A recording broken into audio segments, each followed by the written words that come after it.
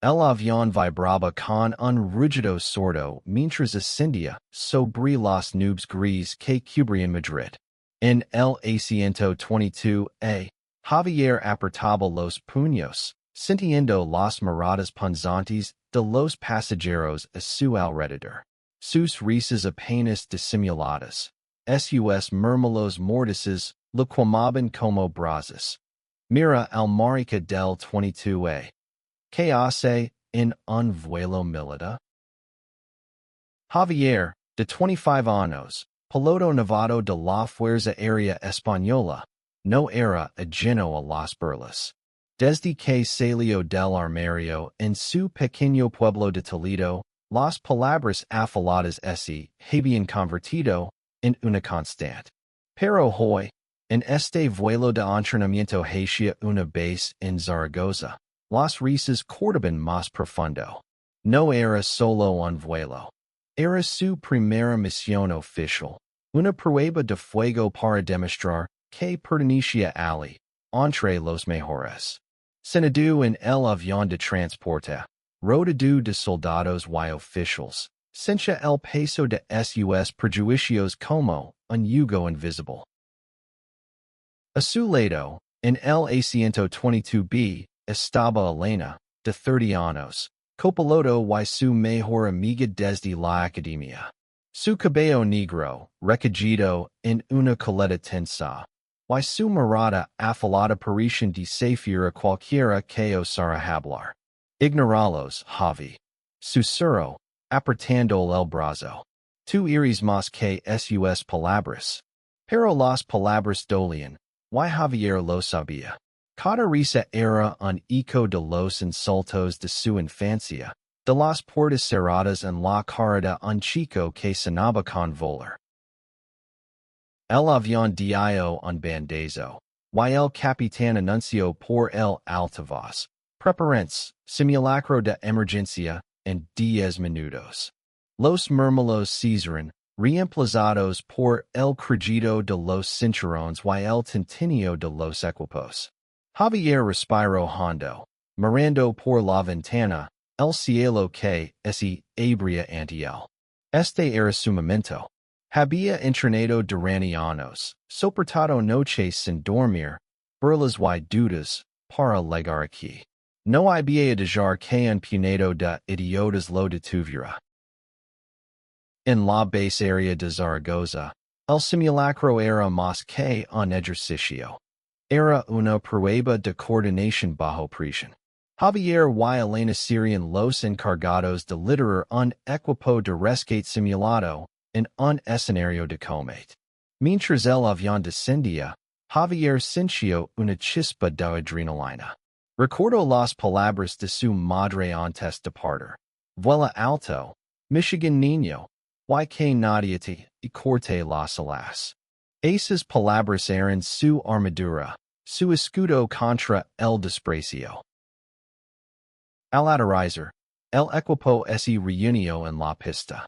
Los soldados, muchos de los cuales habían reído en el avión, ahora lo miraban con recelo. Javier, con su chaqueta de piloto y su postura erguida, no les dio el gusto de bajar la mirada. Elena, a su lado, hablaba con el comandante, un hombre canoso de unos 50 años, el capitán Morales, conocido por su rigor y su aversión al desorden. Morales apenas miró a Javier, pero sus ojos fríos dicen suficiente. No confío en ti. El simulacro comenzó con un estruendo. Una explosión simulada resonó en la base, y el equipo de Javier debía localizar a un piloto derribado en un terreno boscoso cercano. La tensión era palpable. Los soldados seguían con sus murmullos, pero Javier se centró en la misión. Corría entre los árboles, con Elena coordinando desde un puesto móvil. Cada paso era un desafío, cada decisión un riesgo. Pero Javier era rápido, preciso, y su entrenamiento brillaba. Encontró al piloto, un maniquí, en menos tiempo del esperado, Y lo levo al punto de extracción bajo la mirada atenida de sus compañeros. Cuando volvieron a la base, el capitán Morales se acercó. Bien trabajo, teniente. Dijo, aunque su tono era seco. Javier Asensio, conteniendo una mezcla de orgullo y rabia. Sabía que ese bien trabajo no baraba las risas del avión, pero era un comienzo. Elena le dijo un cadezo suave. Te dije que les cerrarías la boca, sonrió. Esa noche, en los barracones, Javier no pudo dormir. Pensaba en el vuelo de regreso, en las miradas que lo esperarían. Pero también pensaba en su sueño. Volar en casa, liderar una escuadrilla, ser más que el gay del 22A. Mientras las estrellas brillaban sobre Zaragoza, ese prometio a sí mismo que no se rendiría. No importaba cuántas veces lo señalaran, cuántas veces intentaran derribarlo. El Valeria. El amanecer en la base de Zaragoza era frío, pero el aire vibraba con la promesa de un nuevo desafío. Javier se ajustó el uniforme, sintiendo el peso de la noche anterior en sus hombres. El éxito del simulacro lo había ganado un pequeño reconocimiento, pero las miradas de sus compañeros seguían siendo dagas disfrazadas de curiosidad. Hoy era diferente. La Fuerza Aérea había programado un ejercicio aéreo real. Javier pilotaría un Eurofighter Typhoon junto a Elena, en una maniobra de escolta simulada. Era su primera vez al mando de un caza en una misión de este calibre. Mientras caminaba hacia el hangar, sentía el pulso acelerado, una mezcla de miedo y emoción. Los hangars, inmensos y llenos de ecos metálicos, albergaban aviones que parecían bestias dormidas. Javier tocó la superficie fría de su typhoon, susurrando, no me falles. En la sala de briefing, el capitán Morales explicó la misión. Escoltar un avión de transporte herido mientras evitaban un ataque simulado de cazas enemigos. Los ojos de Morales se detuvieron en Javier más de lo necesario. Teniente López, ¿está listo para esto? Preguntó, con un tono que insinuaba duda. Javier Asensio, firme. Sí, señor. Pero en su mente, las risas del vuelo de ida resonaban como un eco persistente. Elena, siempre su ancla, le dio una palmada en la espalda antes de subir al avión. Vamos a enseñarles de qué estamos hechos, dijo, con una chispa en los ojos. Subieron al typhoon, y el rugido de los motores ahogó el mundo exterior. Javier se sintió vivo, libre, como si las cadenas de los prejuicios se deshicieran en el aire. El despegue fue impecable, y pronto estaban cercando el cielo, el horizonte infinito extendiéndose ante ellos.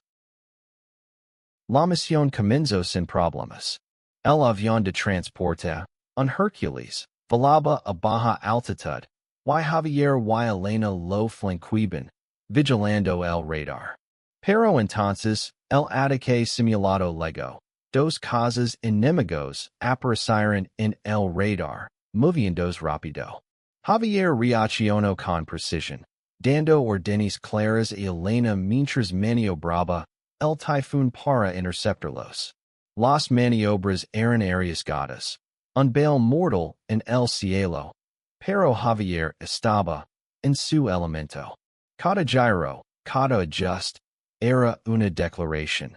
Soy más que sus burlas. Sin embargo, un error del equipo de tierra complicó las cosas.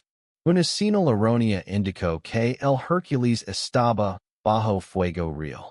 La tensión se disparó. Javier, con el corazón en la garganta, mantuvo la calma, coordinando con Elena para proteger el transporte. En la radio, su voz era firme, aunque por dentro temblaba. Lograron neutralizar la amenaza simulada, pero el incidente dejó a todos en vilo. Al aterrizar, el capitán Morales los esperaba. De un manejo de la crisis, tenient, dijo, esta vez con un atisbo de respeto. Pero Javier notó que los soldados que antes rían ahora lo miraban, con una mezcla de sorpresa y recelo. No era admiración, pero tampoco desprecio. Era algo intermedio, un terreno incierto. Esa noche, en el comedor, Elena levantó su vaso de agua hacia Javier. Por el mejor piloto que conozco, dijo en voz alta, haciendo que algunos soldados giraran la cabeza. Javier sonrió, pero no pudo evitar notar a un joven soldado, Miguel, de unos 22 años, mirándolo desde el fondo del comedor. Había algo en sus ojos, una vulnerabilidad que Javier reconoció al instante. Era la mirada de alguien que también escondía una verdad, alguien que temía ser descubierto. Más tarde, Miguel se acercó a Javier en los pasillos. Teniente, ¿cómo lo haces? ¿Cómo soportas que hablen de ti? Preguntó, con la voz temblorosa. Javier sintió un nudo en el estómago. Por primera vez, se dio cuenta de que no estaba solo. No es fácil, respondió. Pero si dejas que te definen, nunca volarás. Miguel asintió, y en ese momento, Javier supo que su lucha no era solo por él. Los días en la base se volvieron una rutina de entrenamientos intensos, pero para Javier, cada misión era una batalla personal. Las burlas no habían desaparecido del todo, pero ahora eran más sutiles, susurros en los pasillos en lugar de risas abiertas. Sin embargo, el encuentro con Miguel había cambiado algo en él. Por primera vez, sintió que su presencia podía ser un faro para alguien más. El siguiente desafío era una misión nocturna, una de las más peligrosas. Javier y Elena debían liderar un vuelo de reconocimiento sobre un área montañosa, simulando una operación de inteligencia. La oscuridad, el terreno accidentado y la presión de la misión hacían que incluso los pilotos más experimentados sudaren frío. Javier, sin embargo, se sentía extrañamente tranquilo. El cielo nocturno siempre lo había dado paz, como si las estrellas fueran las únicas que no lo juzgaban. Antes del despegue, Elena notó la tensión en el equipo.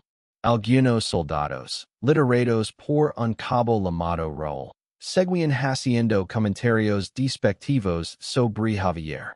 No sé cómo lo dejan pilotar un typhoon, murmuró Raúl, lo bastante alto para que Javier lo oyera. Elena apretó los labios, lista para responder, pero Javier la detuvo con un gesto.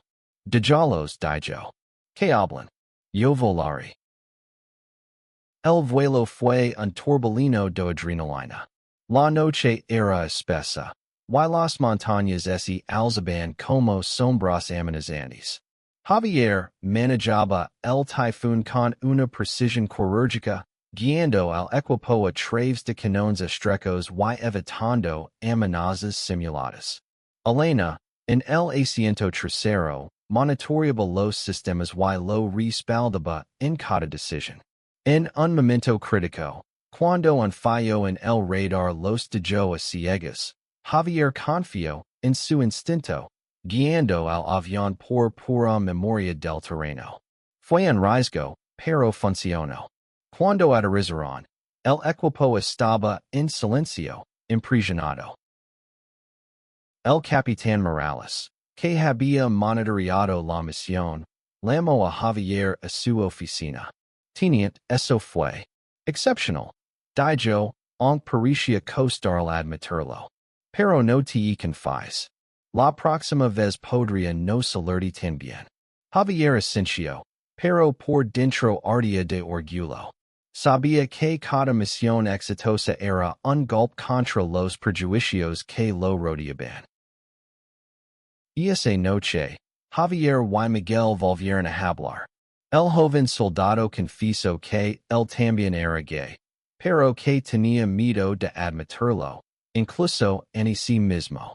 En mi pueblo, en Andalucía, te destrozan por ser así.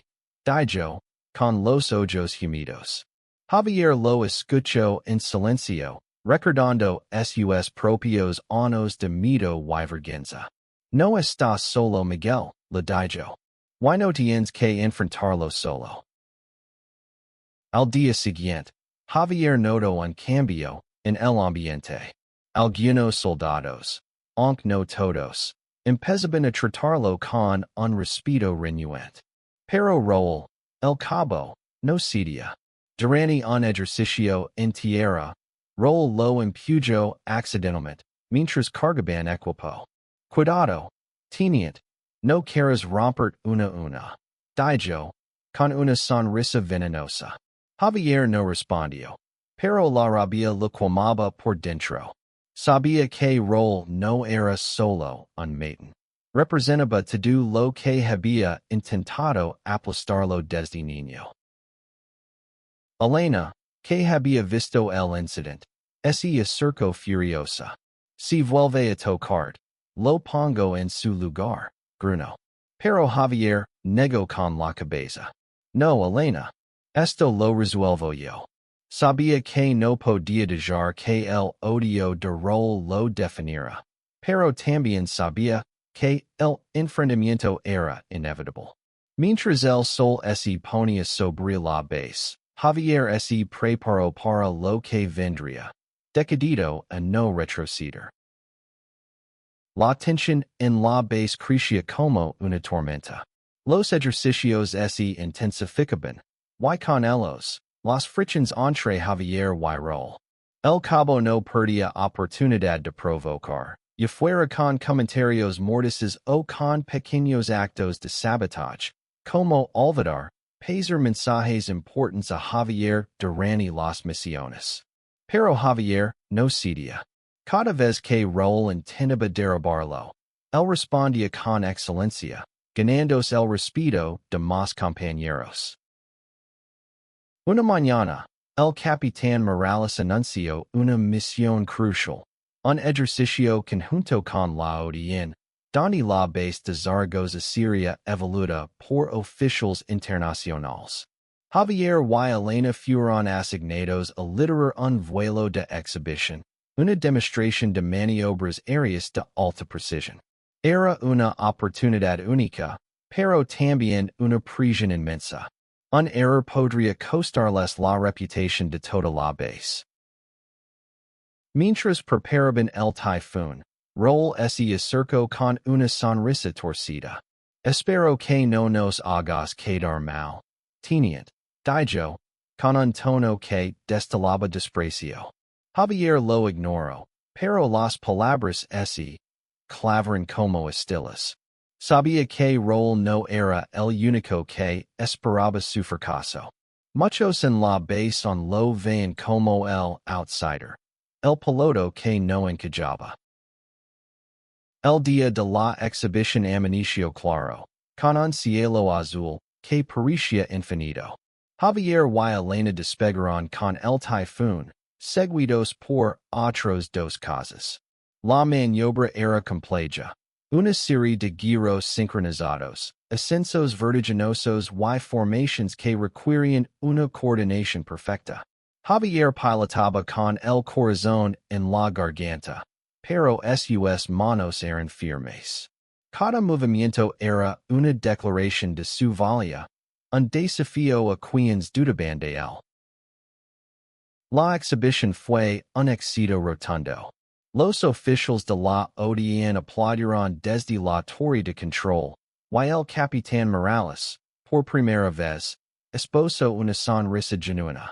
Pero el momento más inesperado llegó cuando uno de los oficiales extranjeros, Un Británico de Mirada Amable, se acercó a Javier. Teniente López, su precision fue impeccable. Espero verlo en más misiones conjuntas. Dijo, estrechando la mano. Javier sintió un nudo en la garganta. Por primera vez, sintió que pertenecía. Sin embargo, la victoria fue efímera. Esa misma noche, Raúl cruzó la línea. Durante una cena en la base, con varios soldados presentes, lanzó un comentario cruel sobre la debilidad de Javier, insinuando que su orientación lo hacía menos hombre. El comodoro quedó en silencio. Javier, con el rostro encendido, se levantó. Si tienes algo que decir, Raúl, dilo a la cara, espido. La tensión era eléctrica. Elena, a su lado, estaba lista para intervenir, pero Javier le hizo una seña para que se quedara quieta. Raúl se rió, pero su risa era nerviosa. Solo digo lo que todos piensan, respondió.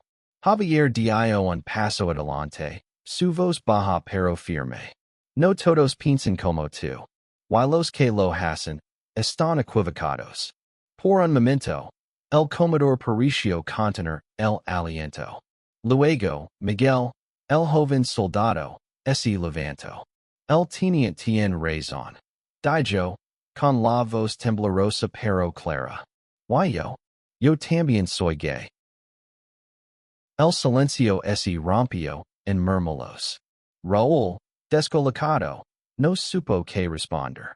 Javier miró a Miguel, agradecido, y sintió que algo cambiaba. No era solo su lucha. Era la de todos los que habían sido silenciados. Esa noche, mientras las estrellas brillaban sobre Zaragoza, Javier supo que había ganado una batalla más grande que cualquier misión aérea. El incidente en el comodoro marcó un punto de inflexión. La confesión de Miguel había roto un muro invisible, y aunque no todos en la base lo aceptaron, algunos soldados comenzaron a mirar a Javier con nuevos ojos. No era aceptación total, pero era un comienzo. Sin embargo, Raúl no se rendía. Su hostilidad se volvió más sutil, pero no menos peligrosa. Javier sabía que el cabo buscaría cualquier oportunidad para hacerlo caer. La siguiente misión era un simulacro de combate a gran escala, una operación que involucraba múltiples escuadrillas y requería una coordinación impeccable. Javier y Elena fueron asignados a liderar un ataque simulado contra un enemigo en un terreno montañoso. Raúl, para sorpresa de nadie, estaba en el equipo de tierra, encargado de la logística. Javier no confiaba en él, pero no tenía opción. La misión era demasiado importante. El día del simulacro, el cielo estaba cubierto de nubes gris, y una tormenta se avecinaba. Javier pilotaba el typhoon con Elena, mientras otros cosas los flanqueaban. La misión comenzó bien, pero pronto las cosas se complicaron.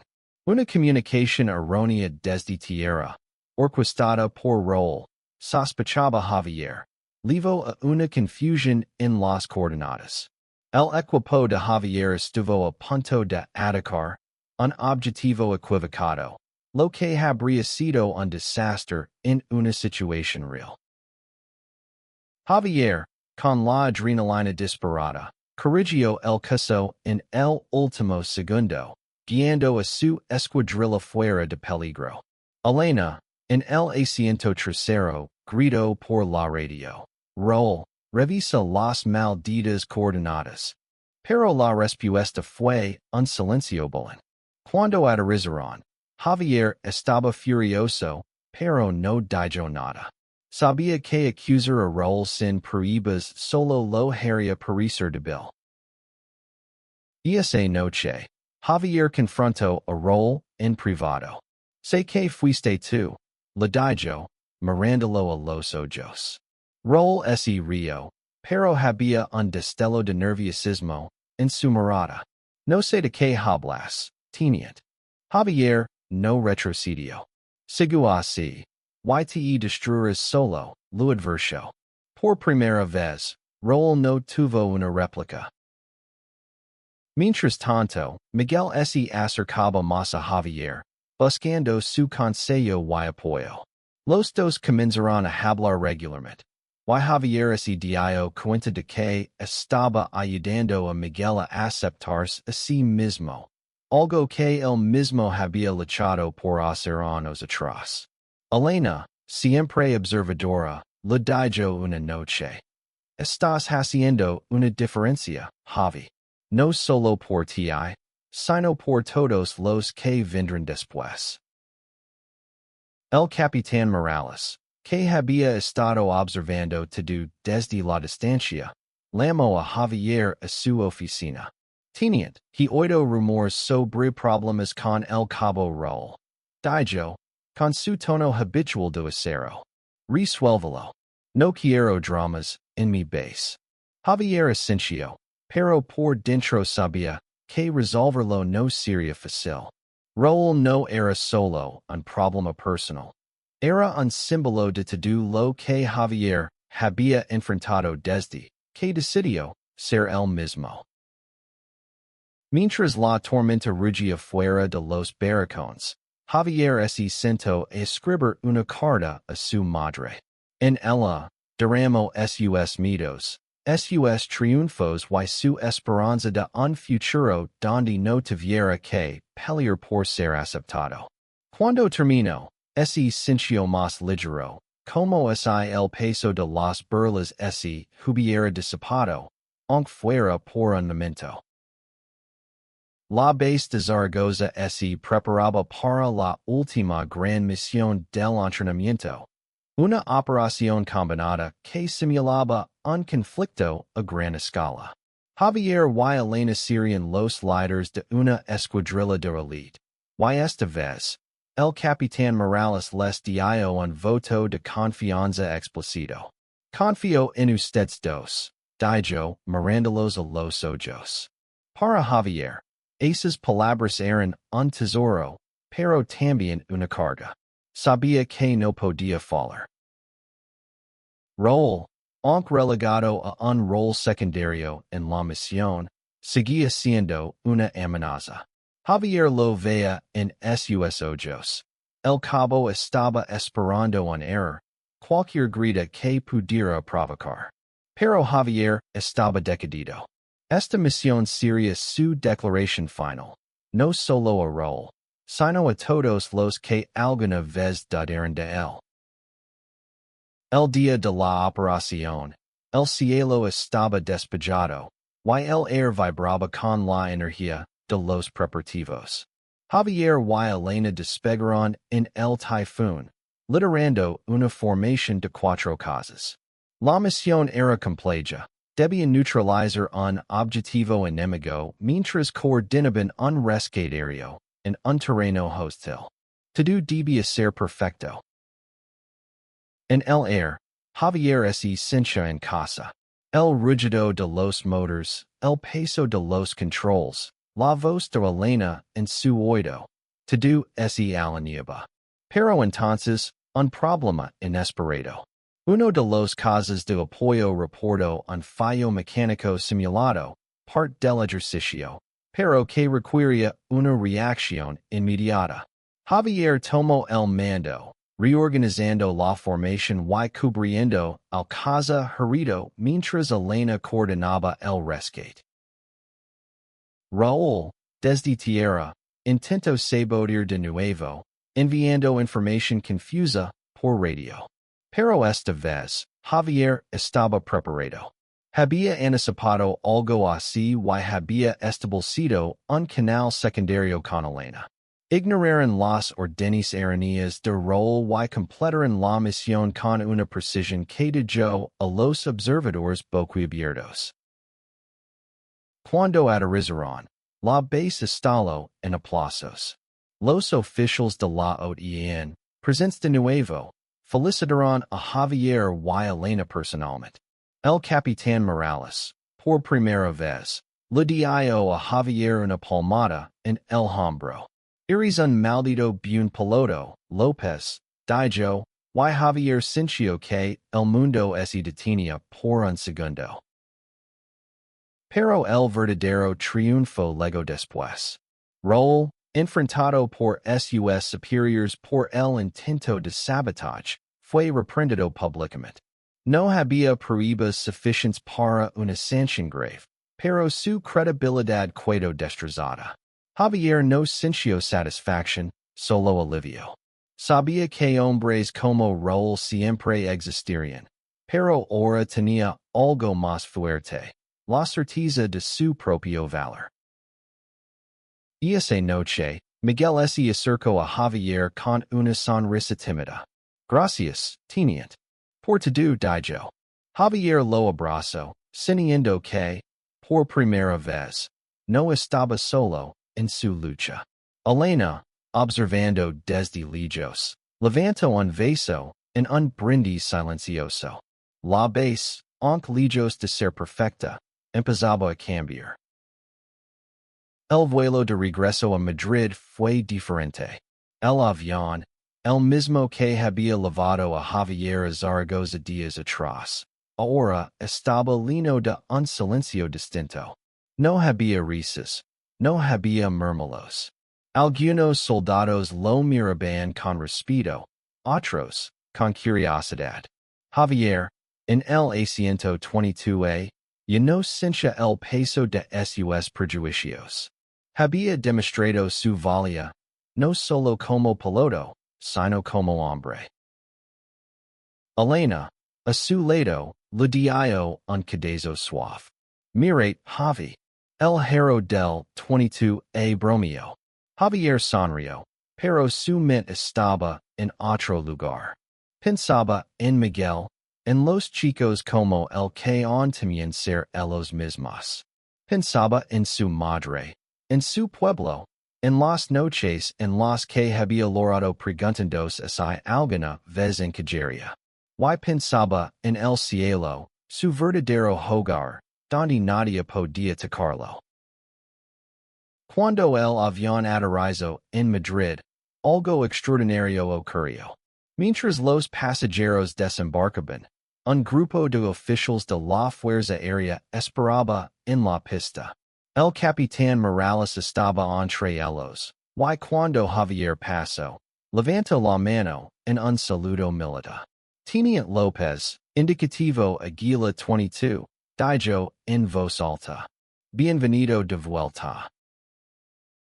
El gesto fue pequeño, pero para Javier fue duro. Era el reconocimiento que había esperado toda su vida, no solo como piloto, sino como persona.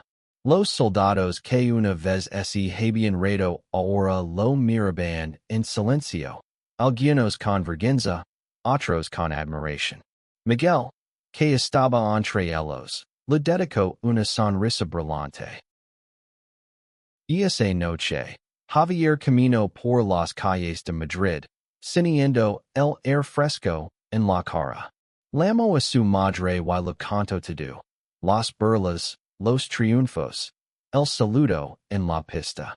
El olor al otro lado del teléfono. Siempre supe que Valeria's alto, Michigan niño, dijo. Días después, Javier recibió una carta de Miguel. En ella, el joven soldado lo agradecía por dar el valor para ser el mismo. Voy a salir del armario, escribió. Y algo en ese les dire que conocí al mejor piloto de España. Y que él me enseñó a no render. Javier guardó la carta en su chaqueta, junto al corazón. Sabía que la lucha no había terminado, que siempre habría más roles, más aviones llenos de murmullos. Pero también sabía que no estaba solo. Con Elena a su lado, con Miguel y otros como él, y con el cielo esperándolo, seguiría volando. Porque el Asiento 22A no era solo un lugar en un avión. Era el comienzo de un legado.